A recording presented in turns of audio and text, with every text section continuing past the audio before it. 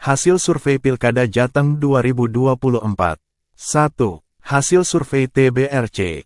Direktur Timur Barat Research Center, TBRC, Yohanes Romeo mengatakan survei preferensi politik masyarakat Jawa Tengah jelang Pilkada 2024 bertujuan untuk mengukur tingkat elektoral dari dua pasangan calon gubernur dan wakil gubernur Jawa Tengah.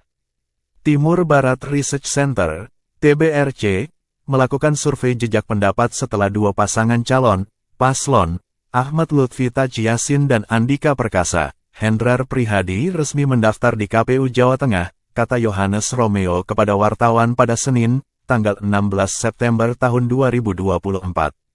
TBRC menggelar survei pada tanggal 5-15 September tahun 2024 di 35 kabupaten, kota di Jawa Tengah, imbuhnya. Dikemukakan, metodologi survei yang digunakan yaitu tatap muka dengan teknik simple random sampling dan proporsional yang melibatkan 1.800 responden yang merupakan warga Jawa Tengah yang masuk dalam daftar pemilih tetap, DPT, untuk pemilu 2024. Dari 1.800 responden demografi responden sebanyak 53,8% merupakan pemilih yang masuk kategori Gen Milenial dan Z dan sebanyak 46,2% merupakan generasi X, Gen X, Baby Boomer, dan Pre-Boomer, terang Yohanes. Dikatakan Yohanes, hasil survei ini memiliki margin of error survei adalah tanda kurang lebih 2,31% pada tingkat kepercayaan 95%. Untuk diketahui, pasangan Ahmad Lutfi Taji Yassin diusung oleh Kim Plus yaitu Partai Gerindra, Partai Golkar, PKS, PKB, Partai Nasdem, PPP, PAN, Partai Demokrat, dan PSI.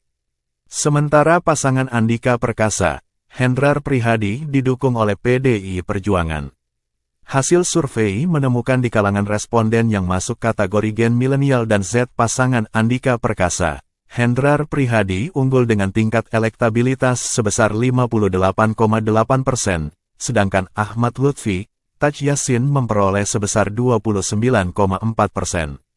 Sebanyak 11,8% responden yang masuk kategori Gen Milenial dan Z belum menentukan pilihan mereka.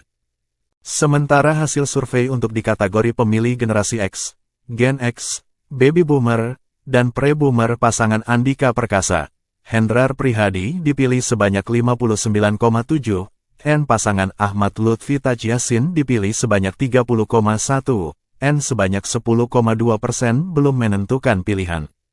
Dalam survei ditemukan bahwa hampir mayoritas atau 89,7% Gen Z dan milenial mempertimbangkan kualitas kepemimpinan, kejelasan kebijakan, kecerdasan, kemampuan menyelesaikan permasalahan dan integritas sebagai karakteristik utama dalam menentukan pilihan di Pilkada Jawa Tengah.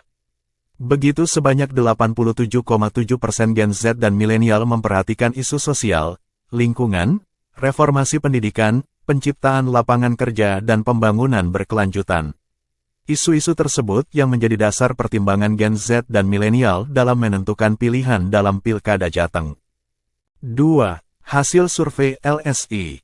LSI telah merilis hasil survei yang dilakukan dalam periode 21 sampai tanggal 26 Juni tahun 2024 dengan melibatkan 1.200 responden.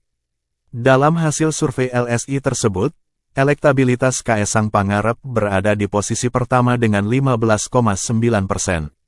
Kemudian disusul Ahmad Lutfi dengan besaran 12,9%. Sementara kader PDIP yang muncul dalam hasil survei LSI adalah sosok Bambang Pacul. Ia memiliki elektabilitas sebesar 5,8%. 3. Hasil survei Litbang Kompas. Litbang Kompas telah merilis hasil survei periode 20 sampai tanggal 25 Juli tahun 2024 yang melibatkan 500 responden. Dalam hasil Litbang Kompas periode ini, nama elektabilitas Kaesang Pangarep berada di posisi pertama dengan besaran 7%. Besaran elektabilitas tersebut disusul Ahmad Lutfi dengan raihan 6,8%. Di bawahnya ada sosok Taji Yassin Maimoen yang memiliki elektabilitas sebesar 3,2%.